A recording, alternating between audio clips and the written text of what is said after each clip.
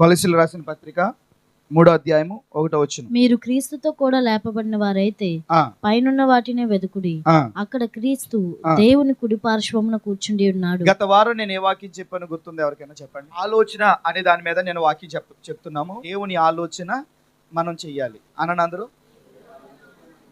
ఇప్పుడు నేను ఇలా వెళ్ళాలి అనేది నేను నిర్ణయం తీసుకునేది కూడా దేని బట్టి ఆధారపడి ఉంది? ఆలోచన మీద. ఏది జరగాలన్నా సరే ఆలోచన లేకపోతే జరగదు. మనం చాలాసార్లు నష్టపోవడానికి కారణం ఏంటంటే మనుషుల ఆలోచనలు తీసుకుంటాం, అధికారుల ఆలోచనలు తీసుకుంటాం, పెద్దల ఆలోచనలు తీసుకుంటాం, కొన్నిసార్లు మన ఆలోచనలు మనమే తీసుకుంటాం. దానివల్ల నష్టపోతున్నాం. కారణం ఏంటి? ఈ జీవితం మనది కాదు, ఈ జీవితం దేవుడిది. దేవుడి ఇచ్చిన జీవితం దేవుడి కొరకు బ్రతకాలి అంటే దేవుడి ఆలోచన ప్రకారంగా వెళితేనే మనకి క్షేమం. అందుకే ఒక పాట పాడుకున్నాక, సొంత ఆలోచనలే నాకు కలిగించే నష్టాన్ని, కానీ నీ ఆలోచనలు నాకు మేలైనవి. అంటే మన ఆలోచనలు మనకి నష్టాన్ని కలిగిస్తాయి. మీలో ఎవరైనా చెప్పగలరా నా ఆలోచనతో వెళ్ళి నేను నష్టపోయానండి అన్న వాళ్ళు ఎవరైనా ఉంటే చేయి చూపించండి. నేనైతే చాలాసార్లు నష్టపోయాను నా ఆలోచనతో వెళ్ళి. ఇంకా చెప్పాలంటే ఎలాంటి నిర్ణయాలు కూడా తెలీదు, ఎలాంటి నిర్ణయాలు తీసుకోవాలో తెలీదు, ఎలా చేయాలో తెలీదు. అది ఏ ఆలోచన? మళ్ళీ మనుషుల ఆలోచన అనుకోండి, ట్రాక్ తప్పేస్తుంది. ఎందుకంటే బైబిలే చెప్పేసింది నరుల ఆలోచనలు వ్యర్థమని. మరి ఎవరి ఆలోచనలు స్థిరంగా ఉంటాయని చెప్పుకున్నాం? ఆ మాట ఒకసారి చదువుతారా? 33వ కీర్తన 11వ వచనం. యెహోవా ఆలోచన అది ఎవరికి ఇస్తాడట? మనకిస్తాడట. మనం చదువుకున్నాం కదా యెషయా పుస్తకంలో 1:26 చదవండి. మొదట ఉండినట్లు నీకు న్యాయాధిపతులను మరలా ఇచ్చేదను, ఆదిలో ఉండినట్లు నీకు ఆలోచనకర్తలను మరలా నియమించేదను. Praise lord. అంటే ఆదిలో ఎవరున్నారు? నీకు ఆలోచనకర్తలు ఉన్నారు. బాప్టిజం తీసుకో అని నీకు బోధించిన వ్యక్తి ఎవరంటే మొట్టమొదట దేవుడే. ఆదిలో ఉండి నీకు బోధించాడు నువ్వు బాప్టిజం పొందని. ఇంతకు ముందు ఏవైతే జయించాలన్నావో అవన్నీ జయించేసి తీసుకున్నావా? లేదు కదా. అంటే లోపల దేవుడే నీకు ఆలోచనకర్తలు ఇచ్చాడు. ఆ ఆలోచన నిన్ను ఏం చేసిందంటే బాప్టిజం తీసుకో అని ఒప్పించింది. ఎప్పుడైతే ఆలోచన వచ్చిందో ఆ ఆలోచన ఒక నిర్ణయాన్ని చేయడానికి కారణమైంది. అందుకే ఇందాక చదువుకున్నాం కదా, ఉద్దేశములన్నీ ఆలోచన చేతనే. ఉద్దేశం ఏంటి? బాప్టిజం తీసుకోవాలి. కానీ ఆ బాప్టిజం ఆలోచన లేకపోతే అది స్థిరం అవ్వదు. అర్థమైంది? ఇప్పుడు ఉద్దేశం ఏంటి? దేవుని సేవ చెయ్యాలి నువ్వు. కానీ ఆ సేవ ఎలా జరగాలి? ఆలోచన. ఏం సేవ? అది నీకు తెలియజేసేది ఆలోచన. Praise lord. ఆ ఆలోచన కర్తలను మరలా దేవుడు మనకిస్తానన్నాడు. హల్లెలూయా. మొదట ఉండినట్లు నీకు న్యాయాధిపతులను మరలా ఇచ్చేదను, ఆదిలో ఉండినట్లు నీకు ఆలోచనకర్తలను మరలా నియమించేదను. అప్పుడు నీతి గల పట్టణమనియు నమ్మకమైన నగరమైనయు. నీకు నీతి ఎప్పుడు స్థిరపడుతుంది? ఆలోచన చేత నువ్వు నడిపించబడినప్పుడు. నువ్వు నమ్మకమైన వ్యక్తి ఎలా మార్చబడతావు? ఆలోచన చేత నడిపించబడినప్పుడు. అందుకే కదా మనం చదువుకున్నాం కీర్తన భాగంలో తీయద్దు కానీ ఏమని ఉంది అందులో? మొదట నీ ఆలోచన చేత నడిపించేదవు, తరువాత నువ్వు మహిమలో నన్ను చేర్చుకుంటావు. అంటే ఎవరు దేవుని ఆలోచన చేత నడిపించబడతారో వారంతా మహిమలోకి వెళ్తారు. 100% దేవుని వాక్యమే దీన్ని ముద్రిస్తుంది. ఆలోచన చేత నడిపించబడిన వారు మాత్రమే పరలోకం వెళ్తారు. ఇక్కడ అన్నాడా ఏమని? నీతిమంతులే ఎక్కడికి వెళ్తారో? ఎవరన్నాడు నీతిమంతులు? అప్పుడు నువ్వు నీతి గల పట్టణమనియు నమ్మకమైన నగరమనియు నీకు పేరు పెట్టబడి. ఎప్పుడు వస్తుందా పేరు? ఆలోచన చేత నడిపించబడి. చెప్పండి అందరూ. ఆలోచన కర్తలు నీకు ఉండాలి. ఈ చెప్పే ఆలోచనలో నిన్ను ఒక ఇల్లు కట్టేలా చేస్తుంది, కానీ ఇదే మనుషుల ఆలోచనలో నిన్ను పరలోకం తీసుకెళ్ళవు. ఏ మనుషుల ఆలోచనలు తీసుకుంటే ఈ భూ సంబంధమైన వాటికే. ఎందుకంటే నువ్వు ఏ సంబంధమైన మనిషివి? చదువుకోవడానికే నువ్వు లక్షలు ఖర్చు పెడతావు కదా. మరి నిత్యరాజ్యాన్ని సంపాదించుకోవడానికి ఆలోచనకర్తలు కావడానికి నువ్వేం ఎంత ఖర్చు పెట్టాలి? ఆలోచించండి ఒకసారి. చదివించడానికి ఆలోచనకర్తలు రావాలి, బోధించే టీచర్లు, దానికే లక్షలు ఖర్చు పెడుతున్నావు కదా. మరి నిత్య జీవాన్ని సంపాదించుకోవడానికి నువ్వెంత ఖర్చు పెడుతున్నావు? కొలస్సీయులకు రాసిన పత్రిక 3వ అధ్యాయం 1వ వచనంలో మీరు క్రీస్తుతో కూడా లేపబడిన వారైతే పైనున్న వాటిని వెతకండి. ఎందుకు పైనున్న వాటిని ఎందుకు వెతకాలి? ఎందుకంటే క్రీస్తు పైనుంచి వచ్చాడు కాబట్టి. ఆమె ఆలోచన ఇవ్వాల్సింది ఎవరు? దేవుడు. చెప్పండి ఎవరు? దేవుడు. ఆ దేవుడు ఎక్కడి నుంచి వచ్చాడు? ఆ మాట ఉంది చూడండి. ఎక్కడ? యోహాను సువార్తలోకి రండి, 3వ అధ్యాయం 3వ వచనం చదవండి. అందుకు యేసు అతనితో, ఒకడు క్రొత్తగా జన్మించితేనే కాని అతడు దేవుని రాజ్యంను చూడలేడని నీతో నిశ్చయముగా చెప్పుచున్నాను. ఎలా జన్మించాలంటే అండి? అందరు చెప్పండి. ఒకడు కొత్తగా, కింద ఏమనుంది, పైనుండి. ఒకడు కొత్తగా జన్మించాలట.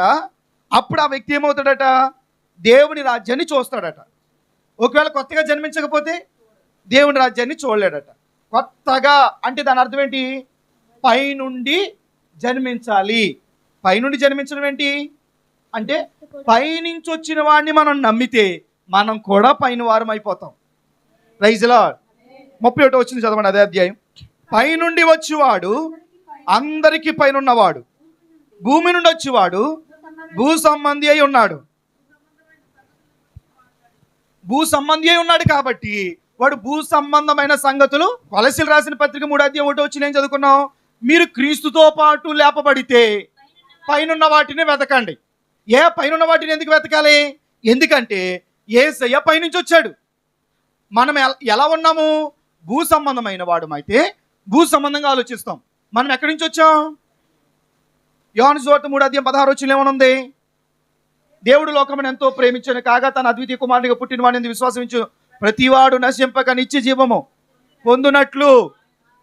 అంటూ ఇప్పుడు యేసు ప్రభుని నమ్మడం ద్వారా మనకి ఏమి ఇవ్వడానికంట? నిత్య జీవం. చెప్పండి అందరూ, నిత్య జీవం ఎక్కడుంది?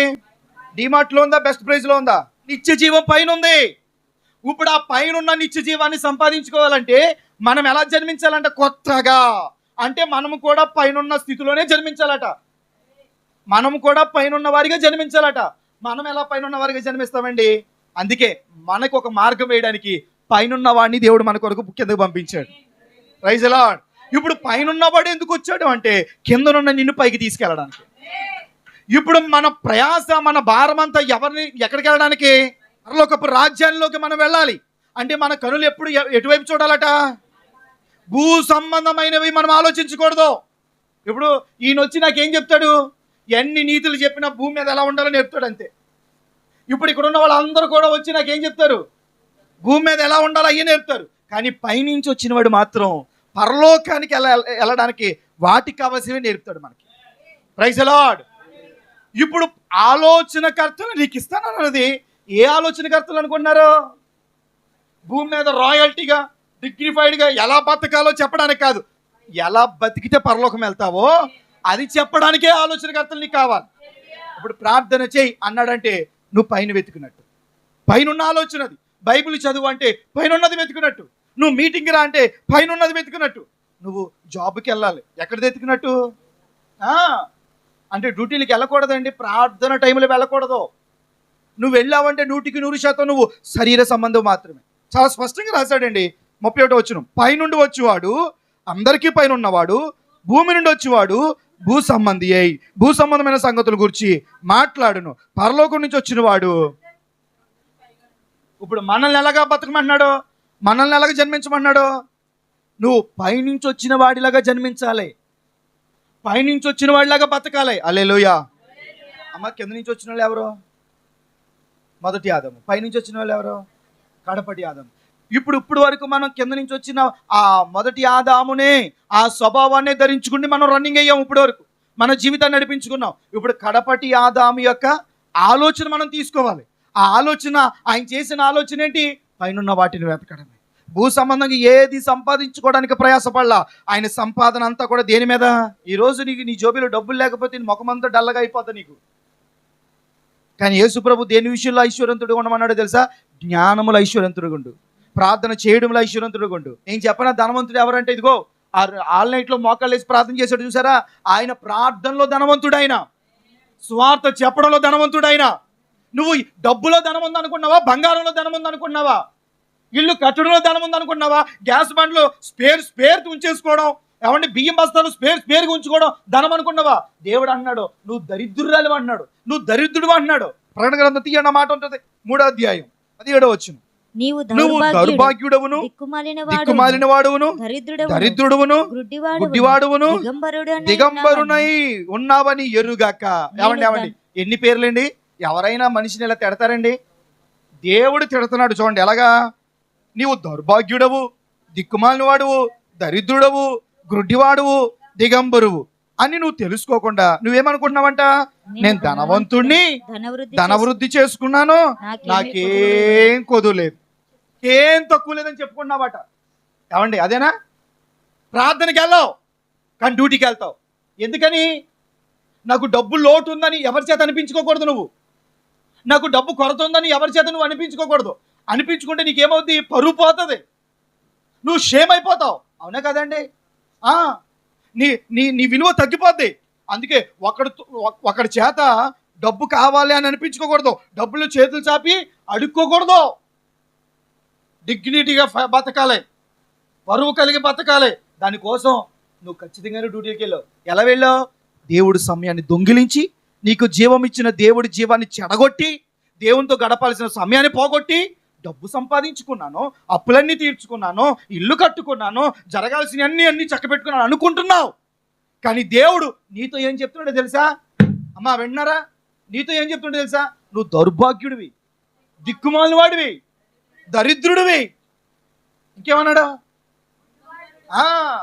దిగంబరుడివి. నువ్వేమో ధనవంతుడు అనుకున్నావు, కానీ రక్షణ వస్త్రం కోల్పోయిన నగ్నంగా కనబడుతున్నావు దేవుడికి. నగ్నంగా కనబడుతున్నావు దేవుడికి. ఇప్పుడు లోకములో ఉన్న మనుషుల ఆలోచన తీసుకుంటావు నువ్వు కూడా. ఈవెన్ క్రైస్తవుడు కూడా. పోనీ వీడు కుదురుగా ఉండడండి.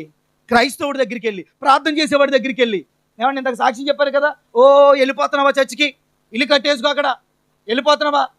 ఇప్పుడు మార్పు చెందారులేండి. ఎందుకు వచ్చింది అమ్మంట? తాగేసుని మాట్లాడరు, దేవుని దగ్గరికి వెళ్తున్న వాడిని మాట్లాడతారు. ఎందుకంటే పరలోక రాజ్యం అంటే కిట్టని వాడు భూమి మీద అధికారి అయి ఉన్నాడు. అధికారం అంటే దాని అర్థం ఏంటి? అన్నీ చూస్తున్నాడు.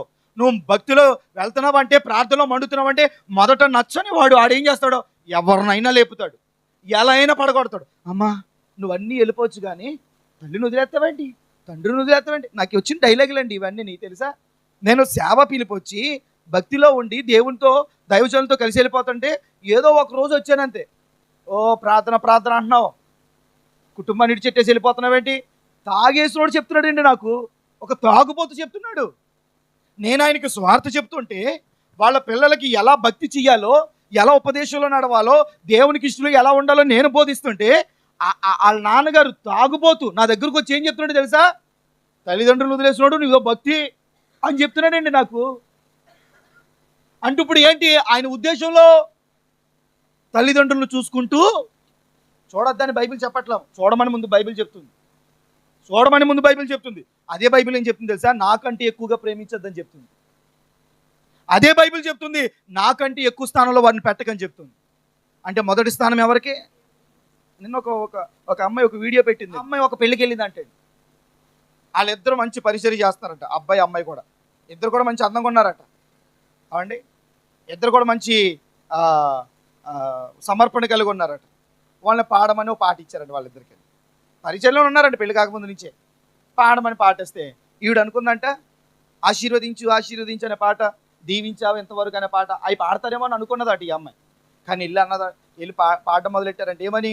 ప్రభా నీకంటే మాకు ఏది ఎక్కువ కాదు, మా జీవితాలన్నిటికంటే నువ్వే మాకు ముందున్న వాడివి, మాకు ప్రథమైన వాడివి, ప్రాముఖ్యమైన వాడివి, ముందున్నవాడు నువ్వు మాత్రమే, ఇంకెవరు మాకు ప్రాముఖ్యత కాదని పాడారట పాఠాలు. పెళ్లి చేసుకోవడానికి పెళ్లిపేటల మీద ఉండి వారి గుండెల్లో ఉన్న మంట చూడండి ఎలా ఉందో, వారి గుండెలో ఉన్న మంట చూడండి ఎలా ఉందో. ఈ లోకస్తులు చెప్తారు ఆన్లైన్లో అడుక్కోకూడదు, అడుక్కున్నా తిను, పరలోకం పోగొట్టుకోకు. బైబిల్ చెప్పలేదు నువ్వు ఆన్లైన్లో డబ్బులు అడుక్కుంటూ కూర్చుంటే నీకు పరలోకం లేదు ఉండదు అని చెప్పలేదు. భక్తి విషయంలో అడుక్కునే స్థితి రానివ్వకు. అంటే ఏంటి? ఒకరు నన్ను చెప్పకుండా నేను నిలబడలేను కదండి అనే పరిస్థితి రానివ్వకు. నీకు దైవజనుడు అందుబాటులోనే ఉన్నాడు, వాక్యం అందుబాటులోనే ఉంది, ప్రార్థనలు చేయడానికి, ప్రార్థనలు వెళ్ళడానికి అవకాశాలు ఉన్నాయి. ఈ అవకాశాలు ఉండగా నువ్వేం చేయాలి? దాన్ని సంపాదించుకో. ఆటలో ఎంత జీవం ఉందో, ఎంత ఆశీర్వాదం అంతా పోగేసుకో. ఏ మనిషిని చూసి నువ్వు ప్రార్థన ఆగిపోతావో, ఏ మనిషిని చూసి ప్రార్థన పక్కన పెడతావో, అదే మనిషి నిన్ను అప్పగించేస్తాడు రేపొద్దున. అదే మనిషి నిన్ను కొల్లబడి చేస్తాడు రేపొద్దున. అదే మనిషి ద్వారా నీ ఆత్మీయ జీవితం కుప్పకూలిపోద్ది. కుటుంబ విషయంలో నువ్వు ఎంత బాధ్యత చేయాలో బాధ్యత చేయి, కానీ కుటుంబానికి అతీతంగా ఉండాలి భక్తి జీవితం. Praise the lord. కుటుంబంతో కలపకూడదండి భక్తి జీవితాన్ని. విన్నారా? కుటుంబంతో కలపకూడదు భక్తి జీవితాన్ని. అప్పుడే ప్రదానం చేయబడింది ఎవరికి? మరియకి, యోసేపుతో. దేవుడు వచ్చేసాడు, నీ గర్భాన్ని నేను వాడుకుంటా అన్నాడు. ఏమందో తెలుసా? మా అమ్మ నాన్న అడగల అందా. నీ మనసు మారిందా? మారిన మనసు ప్రభుకి. దేవుడు నిన్ను ఎన్నిక చేసుకున్నాడా? ఎన్నిక చేయబడిన జీవితం ప్రభు సన్నిధిలో పెట్టు. Praise the lord. కొడతారు మరి. ఈ లోకస్తుడు ఏం చేస్తాడు? నీ పేరేంటి? నజరుడైన యేసు. నువ్వు రాజువా? నీవన్నట్టే. నీ మీద చెడ్డగా మాటలన్నీ పలికింది ఎవరో తెలుసా? నీ వాళ్ళే. నీకు అర్థం కావట్లేదా? అప్పుడు ఏమన్నాడు తెలుసా? నా రాజ్యం కాదు, ఈ రాజ్య సంబంధమైంది నాది కాదు, ఈ లోక సంబంధం నాది కాదన్నప్పుడు ఈ లోక సంబంధం మాట యేసుప్రభు తీసుకుంటాడా? సేవ ప్రారంభించడానికి అడుగులు వేసిన పేతురు, యోహాను కూడా ఏమన్నా తెలుసా? మీ మాట వినుట శ్రేష్టమా, దేవుని మాట వినుట శ్రేష్టం? మీరే చెప్పండి. నిన్ను ఆపడానికి ఎవడైనా ప్రయత్నం చేస్తే ఇది చెప్పు, నీ మాట వినడం శ్రేష్టమా, దేవుడి మాట వినడం శ్రేష్టమా? నువ్వు చెప్పు అని చెప్పగలగాలి. యేసు ప్రభు అదే మార్గంలో వెళ్ళాడు. అదే మార్గంలో యేసు ప్రభుని వెంబడించిన శిష్యులు వెళ్ళారండి. అదే మార్గంలో వెళ్ళారు. పాస్టర్ గారికి ఫోన్ చేసి, పాస్టర్ గారు నేను ఈ రోజు రాలేకపోతున్నానని చెప్పినోడు ఎవడో లేడు బైబిల్లో. నువ్వు పాస్టర్ గారికి కాదు చెప్పాల్సింది, నా దేవుడితో గడిపే అవకాశం ప్రభు నాకు ఇచ్చాడు, నేను దీనికోసమే బతుకుతుంది. ఎస్తేరు, ఇందుకొరకేనేమో నువ్వు అక్కడికి వెళ్ళావేమో చూసుకో. పెళ్ళిళ్ళు చేసుకుంటే ఏంటి, పిల్లల కంటే ఏంటి, ఆఫీసులు ఉంటాయేంటి, కంపెనీలు పెడతాయేంటి, దేవుడు నిన్ను పిలిస్తే రావాలంటే అన్ని వదిలే. పేతురికి లేరండి భార్య, పేతురికి లేరా పిల్లలు? మాట్లాడరే. శిష్యులకి లేరా భార్యలు, లేరా పిల్లలు, లేరా ఇల్లు లేవా, అప్పులు లేవా, సమస్యలు లేవా, అవసరతలు లేవా? ఏసే పిలిచాడు. అది ఏం చేశారు? నిన్ను మొత్తం వదిలేసి రమ్మంటలేదు, వారం అంతా పని చేసుకోమని ఆయనే చెప్తున్నాడు. ఆయనతో గడిపే సమయం మాత్రం ఆయనే. నీకు ఎదురు పడుతున్నప్పుడు ఆ ఎదురు పడుతున్న యేసయ్య దగ్గరకు కూడా ఖాళీ లేదని చెప్పేసి వెళ్ళిపోతే ఇంకా నిన్నేమన్నా నాకు తెలియదు. నువ్వు క్రీస్తుతో పాటు లేపబడితే నువ్వు ఏమి ఎతకాలి? ఎలా వెతుకుతావు? ఆలోచన బట్టి. నీ ఆలోచనలు భూ సంబంధంగా ఎందుకు ఉండకూడదంటే నువ్వు భూ సంబంధమైన వ్యక్తివి కాదు కాబట్టి. నువ్వు ఏ వ్యక్తివి చెప్పండి అందరూ? ఎందుకని? నువ్వు విశ్వసించిన వాడు భూ సంబంధమైన వాడు కాదు, పైనుంచి వచ్చినాడు, పరలోకం నుంచి వచ్చాడు కాబట్టి నువ్వు ఆయన వెంబడిస్తే నువ్వు ఎక్కడికి వెళ్ళాలి? చూడండి మరొక వాక్యం, యోహాను సువార్త 8:23. అప్పుడు ఆయన, మీరు క్రింది వారు, నేను పైనుండి వాడను. మీరు ఈ లోక సంబంధులు, నేను ఈ లోక సంబంధిని. ఇప్పుడు నువ్వు ఎవరిని వెంబడిస్తున్నావు? ఎవరిని వెంబడిస్తున్నావు? యేసేనే కదా. ఇప్పుడు నువ్వు వెంబడిస్తున్న యేసు ఏం చెప్తున్నారు అక్కడ? ఎవరు మాట్లాడారమ్మా మాటలో? ఈ మాట మాట్లాడింది ఎవరంటే యేసు ప్రభు. నువ్వు ఎవరినైతే వెంబడించాలనుకుంటున్నావో ఆయన ఎవరంటే ఈ లోక సంబంధిని కాదు అని ఆయన చెప్పుకుంటున్నాడు. నువ్వు వెంబడిస్తున్న యేసు ఈ లోక సంబంధి కానప్పుడు నువ్వు ఏ సంబంధం అవ్వాలి? నాకు ఆధార్ కార్డు లేదన్న వాళ్ళు చెప్పగలుగుతాను. ఆధార్ కార్డు ఎందుకు ఉంది నీకు? నువ్వు ఈ లోక సంబంధివి కాబట్టి. ఇప్పుడు నేనేమంటానంటే, పరలోక కార్డు ఉందా నీకు? కావండి, పరలోకపు కార్డు ఉందా మీకు? ఈ ఆంధ్రప్రదేశ్ ఇచ్చే ఆధార్ కార్డు ఉంది, పరలోకం ఇచ్చే కార్డు ఉందా నీకు? ఆధార్ కార్డు ఊరికి వచ్చి ఇంటికి వచ్చి ఇచ్చారండి మీకు ఆధార్ కార్డులు? అవును చెప్పండి, ఇంటికి వచ్చి ఇచ్చారా? ఎన్ని తిరిగావు? ఎన్ని సచివాలయాలకు వెళ్ళావు? ఎంతమంది దగ్గరికి వెళ్ళావు? ఇదివరకైతే పెన్షన్ తీసుకోవడానికి ఎన్ని తిరగాలో, ఎన్ని చేయాలో, అవన్నీ ఎలా ఎందుకు తిరిగా? ఈ లోకంలో ఉండాలి అంటే ఖచ్చితంగా ఈ కార్డు ఉండాలి. అప్పుడు ఏలు ముద్రలు వేయించుకునేటప్పుడు ఈ ఆధార్ కార్డు ప్రారంభంలోనండి అందరు లైన్ కట్టేశారు. అప్పుడు నేను కడప నుంచి వచ్చాను తెలుసండి, ఉద్యోగాలు మానుకుని కడపలో ఉన్నాను. అప్పుడు నేను బ్యాంక్లో జాబ్ చేస్తూ దీనికోసం రమ్మంటే అక్కడి నుంచి మొగల్తూరు వెళ్ళాను నేను. ఎందుకు వెళ్ళాల్సి వచ్చింది అంటే, ఈ లోక అధికారి ఏదైనా ఒక నియమం పెడితే ఉద్యోగం మానేసి వస్తావా? పరలోకపు అధికారి మాత్రం ఏది పెట్టినా ఖాళీ లేదంటావా? ఆరోగ్యం బాగోలేదంటావా? కుదరలేదంటావా? నువ్వు ఒకసారి బాప్టిజం పొందావు అంటే, నువ్వు లేచావంటే నువ్వు ఈ సంబంధమైన వ్యక్తివి కాదు కదా. అవునా కదా చెప్పండి? ఒక్క మాట చదివి ముగించేస్తాను. అదే యోహాను సువార్త 12:24 చదవండి. చూడండి, ఒక గోధుమ గింజ ఉందండి, దాన్ని నేనేం చేశాను? పాతాను. ఈ పాతినప్పుడు చిన్న గింజనే పాతుతాను. ఇప్పుడు వచ్చేటప్పుడు ఏం చేస్తుంది? అది పైకి మొలిచేటప్పుడు అదే గింజ రాదు, ఆ గింజను చీల్చుకుని అందులో నుండి ఒక నూతనమైనది బయటకు వస్తుంది. ఇప్పుడు అది బయటకు వచ్చాక పాత దాని యొక్క స్వభావం ఏమైనా ఉంటుందా? ఆ కలర్ ఉంటుందా? అసలు పాత దానిది ఏమైనా ఉంటుందా? ఛాన్సే లేదు. ఇప్పుడు అదే అంటున్నాడు. ఏమంటున్నాడు చదవండి మళ్ళీ. చావకుండిన ఎడల అది ఒంటిగానే ఉంటుంది, అది చస్తే. కొరింథీయులకు రాసిన మొదటి పత్రిక 15:36 కూడా చదవండి. ఓ అవివేకి, నీవు విత్తినది చచ్చితేనే గాని అంటే నువ్వు చావాలి, బతకాలి అంటే చచ్చిన వాడే బతుకుతాడు. చెప్పండి అందరూ. ఇప్పుడు నువ్వు ఎలా చచ్చావు? బాప్తిసం పొందుట ద్వారా క్రీస్తు స్వరూప్యంలో నువ్వు కూడా సమాధి చేయబడ్డావు. అంటే నువ్వేమయ్యావు? చచ్చిపోయావు. చచ్చిన తర్వాత ఇప్పుడు నువ్వు క్రొత్తదనంతో లేపబడుతున్నావు. ఇప్పుడు లేపబడిన నీళ్ళు ఎవరున్నారో? యేసు ప్రభు ఎలా అయితే లేచాడో నువ్వు అలా లేచావు. యేసు ప్రభు రావడమే పైనుంచి వచ్చినప్పుడు ఇప్పుడు లేచి భూ సంబంధిగా బతుకుతాడా? మాట్లాడండి. అసలు నువ్వు భూమి మీదకి రావడమే ఒక ప్రణాళికతో వచ్చావు, ఒక ఉన్నతమైన ఉద్దేశంతో వచ్చావు. దేవుడు కొన్ని వేల లక్షల కోట్ల ఆలోచనలతో దేవుడు నిన్ను ఇక్కడ తీసుకొచ్చాడు. అన్ని ఆలోచనల్లో నీ జీవితంలో జరగాలంటే నువ్వు కొత్తగా జన్మించాలి. రావడమే యేసు ప్రభు పైనుంచి వచ్చాడు. ఇప్పుడు చనిపోయి తిరిగి లేచి మళ్ళీ కింద బతుకుతాడా, పైకి వెళ్తాడా? అంటే యేసు ప్రభుని వెంబడించేవారు, యేసు ప్రభు మీద విశ్వాసం ఇచ్చేవారు ఏ కోశాన్నా కూడా భూమి కోసం బతుకని ఎక్కడా రాయబడలేదు. మరి నువ్వు ఎవరిని చూసి బతుకుతున్నావో, ఎవరిని చెప్పారని బతుకుతున్నావో నాకు తెలియట్లేదు. ప్రార్థనలు మానేసి మరి అసలు నీకు ఎవరిచ్చారా ధైర్యం కూడా నాకు అర్థం కావట్లేదు. ఒక చేపని నీళ్ళలోంచి తీస్తే అది ఎలా విలవెల కొట్టుకుంటుందో అలాగ నువ్వు ప్రార్థనలోంచి బయటకు వస్తే విలవెల ఆడిపోవాలి. కానీ ప్రార్థన లేకపోయినా, ఆన్లైన్ ఎగ్గొట్టేసినా, శుక్రవారం ప్రార్థనలు ఎగ్గొట్టేసినా, ఉపవాస ప్రార్థనలకి అటెండ్ కాకపోయినా ధైర్యంగా బతికేస్తున్నావు అంటే అసలు నువ్వు ఎలా బతుకుతున్నావు నాకు అర్థం కావట్లేదు. చేపకి ఖచ్చితంగా నీరు ఎంత అవసరమో క్రైస్తవుడికి పరలోకపు యొక్క మార్గం కూడా అంతే అవసరం. ఒక్క అడుగు తప్పిపోయాడంటే విలవెల్లాడిపోవాలండి. అమ్మో ఈరోజు బైబిల్ చదవలేదు, అమ్మో ఈరోజు ప్రార్థన చేసుకోలేకపోయాను, అమ్మో ఈరోజు దేవునితో గడపలేకపోయాను, అయ్యో ఒక్కరికి కూడా యేసయ్య గురించి చెప్పలేకపోయాను, విలవెల్లాడిపోవాలి. నువ్వు బైబిల్ అంతా తిరగేయండి, నీ జీవితాన్ని కూడా తిరగేయండి. నువ్వు బైబిల్ పట్టుకున్న వ్యక్తి అయితే నీతోనే చెప్తున్నాను, నువ్వు ఏ రకంగా కూడా భూమి కొరకు భూ సంబంధం వ్యక్తిగా బ్రతకడానికి దేవుడు నిన్ను పిలవలేదు. నీ బాప్తిస కార్యం భూ సంబంధంగా బతకడానికి కాదు. ఈ ఆంధ్రప్రదేశ్లో, ఈ వైజాగ్లో, ఈ గాజువాకలో బతకమని నీకు బాప్తిసం ఇవ్వలేదు దేవుడు. పరలోకం కోసమే బ్రతకమని దేవుడు నిన్ను బాప్తిస బంధువులో నడిపించాడు. ఇప్పుడు ఆ చేతిలోకి బైబిల్ రావడానికి ముఖ్యమైన కారణం ఏంటో తెలుసా? కేవలం నువ్వు ఎక్కడ బ్రతకాలని. యేసు ప్రభు ఆయన అంటున్నాడు, నేను ఈ లోక సంబంధిని కాను, నా రాజ్యం ఇహ సంబంధమైంది కాదు, నా వాళ్ళైతే నేను సిలువే పడకుండా నన్ను అడ్డుకునేవారు. ఎంత స్పష్టంగా మాట్లాడాడండి యేసు ప్రభు. కూర్చోరు. అంటే బాప్తిసం మనం తీసుకోకముందు మనం ఏం చేసాం? ఒక విత్తనాన్ని సమాధిలో పెట్టి చంపేశాం. మరలా అది కనబడకూడదు, మరలా దానికోసమే బ్రతకూడదు. దేవుడు నిన్ను ఎలా అయినా పోషిస్తాడు. 40 సంవత్సరాలు ఎలా పోషించబడ్డారండి ఇశ్రాయేలీలు? ఏదో ఒకటి పని చేసుకుంటేనే కానీ అవ్వదు. ఆయన ఐగుప్తులో కష్టపడ్డారా? అలాగని నేను డ్యూటీకి వెళ్ళొద్దని చెప్తున్నాను నా ప్రయత్నం. దేవుడి సమయాన్ని కూడా నువ్వు దొంగిలిస్తే పైనున్న ఆలోచన తీసుకోవాలి, పరలోక సంబంధమైన ఆలోచనలు తీసుకోవాలి. స్పష్టంగా చెప్పాడు, నువ్వు పైనున్న క్రీస్తుతో పాటు లేపబడితే పైనున్న వాటిని వెతుకు.